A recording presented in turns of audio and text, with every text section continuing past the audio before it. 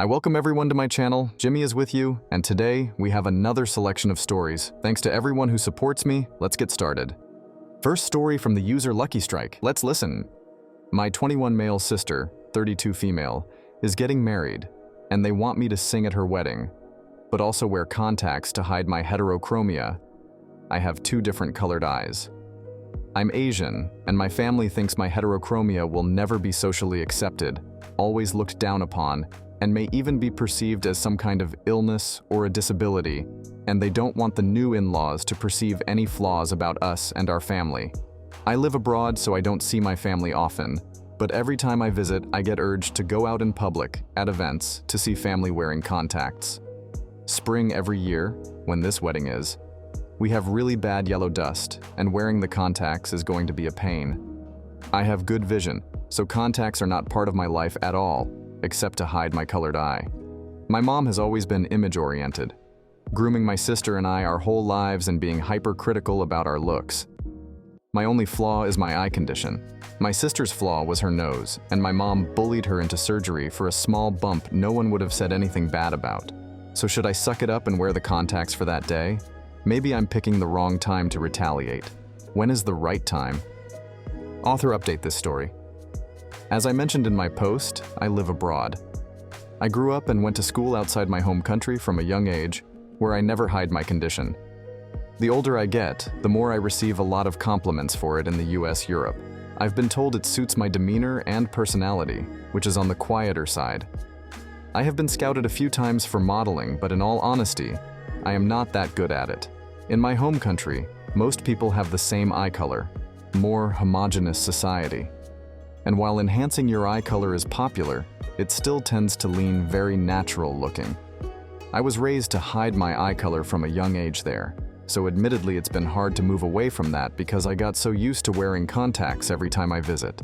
I'm not a shy person, but I'm an introvert, and not having attention on me when I don't want it has always been a personal incentive to comply. I have gone without contacts in my home country on a few occasions. The responses have been mixed. There have been some comments from older people like this comment I replied to, which are in alignment with my mom's fears. But when it comes to younger people, the reactions are often positive. Not always though, LOL. Some people know what heterochromia is and clock it. I have also been told I come across intimidating to approach in general, even in contacts.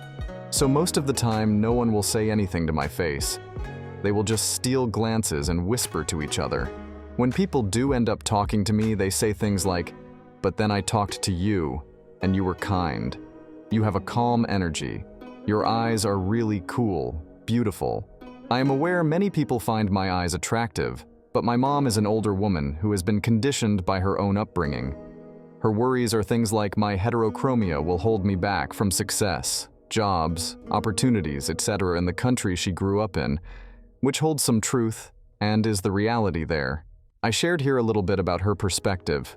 Please keep in mind, this post is about my personal experience. I'm not trying to speak for all the Asians of the world. My family is conservative. Their social circle is too. This post is mainly situational, about my sister's wedding. On that note, I think it's likely going to come down to me wearing contacts for my sister just to keep things civil and out of respect for her. I'm not doing it for my mom or grandmother or anyone else, but for my sister, so as not to add to her stress. However, I will be doing this on the condition that I will not be wearing any contacts on visits moving forward. I am sure once I share my feelings, my sister will understand and back me up on that. I might even show her this page. Thank you for all your positive comments, for reading this, I'm not good at writing, and sharing your opinion. To the optometrists and ophthalmologists, I saw some of your comments. I'll do the right thing. To the few people who saw my slip-up in using my main Reddit on accident, I appreciate you complimenting me, but please stop doxing me in the comments. I have asked some people to redact. I got some DMs requesting an update. I didn't reply to anyone because the wedding hadn't happened yet, and there was nothing to say. Since I already answered questions in my original post, I will just do a simple update here and not answer any more questions, LOL. If you have a really burning question, you can ask it, but I don't check Reddit often. I had a long conversation with my sister. We had to do it over FaceTime because I was still abroad, but in a way it was better. She understands and was genuinely feeling bad about having to request this from me, but we both decided it's not the time to defy the family. I put my personal frustration aside, and after making the first post, I began to feel that I was being selfish. I think most people didn't want me to make the decision I did. I'm sorry. My sister was prepared to let me participate in her wedding without any contacts, but I decided to wear them because it's her wedding day. I wore contacts. Yellow dust was yellow dusting lol. But most of the wedding was indoor, so it was tolerable. I didn't do the malicious compliance guys, so no Halloween demon contact lenses. The optometrists and eye surgeons on the original post convinced me it's not worth the risk. I already hate putting in contacts. After the wedding, I took the contacts out. Mom wasn't happy, and I haven't been wearing them here during my visit. After the first few encounters about it with family and relatives, it's mostly okay with me now. It's a little bit exhausting having the same conversations and hearing the same responses. I think I might need therapy or something for some of the feelings I have and issues with my mom that have been created now because of my choice. But thanks for helping me get over the hardest part. What I think about this story. I think it's absolutely beautiful, but I do take OP's point that you never get a break from the attention it brings, and there might be times, particularly as a younger person, when that might be a bit much.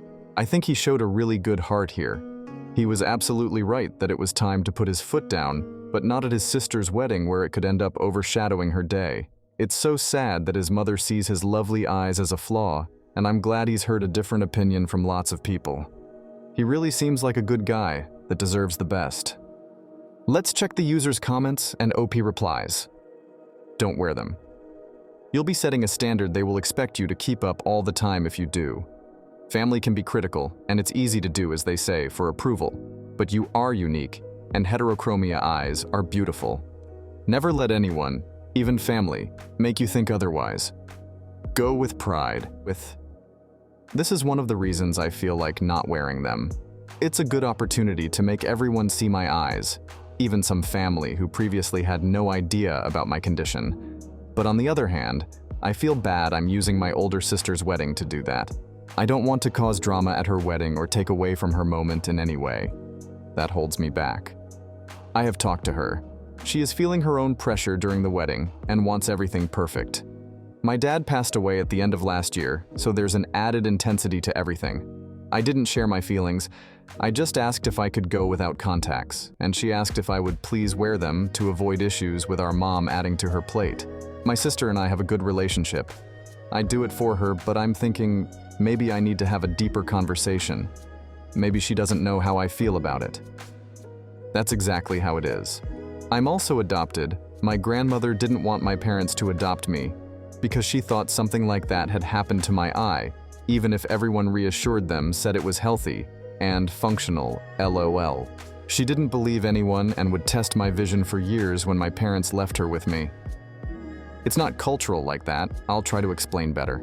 The way my mom sees things, the more talented, attractive, or whatever you are, the more you should strengthen that impression by covering up any flaw. It's all about saving face and never letting people know your weaknesses or shortcomings. She has the misconception that heterochromia is a defect. She never encouraged me to embrace it. I briefly got scouted for modeling when I was a kid, and I worked in contacts, always. No one could know. Don't talk about your eye. It's the opposite mentality of wanting to raise your child to embrace being unique. Instead, you should aim to be as close to the ideal as possible. Stand out, but only stand out in very specific and acceptable ways. The next story from the user deleted, let's listen. I, 33 female, recently married my husband, 30 male, and we took a 3-hour flight to Mexico for our honeymoon. I fly a lot for my job, so I have racked up a lot of miles. My husband isn't a big fan of flying, though he has gotten better and tends to just hold my hand and close his eyes during takeoff and landing, mostly okay when in the air. When I booked our flights, I requested to use my points if an upgrade to business class became available, but made it clear I only wanted this upgrade if 2 seats became available, and then basically forgot about it. Then comes the day of our flight. I was so excited for this trip, I checked us in online. All is going well, and then, when we go to board, the person scanning out boarding passes stops us. She says it seems that my husband was upgraded to business class, but only him, and asks if that is okay. I immediately say no, we are on our honeymoon and would like to stay together. But then my husband jumps in and says, "No, it's fine, I'll go to business class." I look at him in complete shock, and he tells me that I fly all the time and have been in business class before, but he hasn't. So he deserves a chance to experience it. I see we are holding up the line, so I feel like I just need to agree and get on the plane. To say I am pissed off is an understatement. He is all smiles, taking his seat, and I go back to my seat where they sit me next to an old woman with a baby on her lap where my husband should be sitting. Within maybe 5 to 10 minutes of sitting there, trying to hold back tears because my husband left me alone on our flight during our honeymoon and uses my points for his upgrade no less, he starts to text me saying he feels anxiety over flying. I ignore the texts and stop looking at my phone.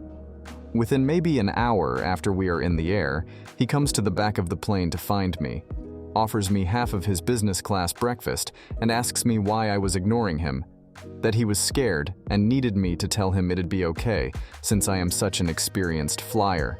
I told him maybe he should have thought about that before leaving me alone, before our honeymoon even really began. He gets angry, tells me that this may be the only time he gets to fly business class, and he was giving me half his breakfast to make up for it, so I could at least be supportive of his genuine fear. I roll my eyes, sarcastically say, "Thanks," and he goes back up to his seat. When we landed, I tried to just move on and forget about it so that we could just enjoy our honeymoon. But he guilt-tripped me about not comforting him via text before takeoff, and now I am wondering if I am being unreasonable and should have just let him enjoy his time in business class and ensure him it'd be okay.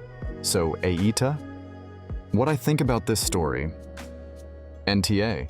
Your husband made a really questionable decision, and he was essentially having to live with the consequence of the decision. He jumped at the chance to sit, alone, in biz class, and I guess it didn't occur to him how evidently very reliant he is on you during flying. Regardless of his phobia, he's a grown man, and it seems like he made it through takeoff just fine if he was asking your help when he'd already been served food. It's like he was using his need for you as a weapon to make you feel obligated to forgive him for making a pretty trash choice, given that it was your honeymoon. Let's check the user's comments. Your husband is upset that you were not considerate of his feelings, but he also doesn't think he has to be considerate of yours. I live by the rule that if you want people to love and care for you, don't purposefully make it harder for them to do so. That means don't test people's love, don't play hard to get, don't be an asshole, and if the specific need you have is comfort for fear of flying, don't piss the person off and banish them to economy class while you suffer in business class. Seriously, you have every right to be mad, and I honestly think your husband knows that, and is trying to pretend this is your fault, or else he isn't the brightest bulb. NTA. A lot of airlines have been holding back on upgrading frequent flyers lately.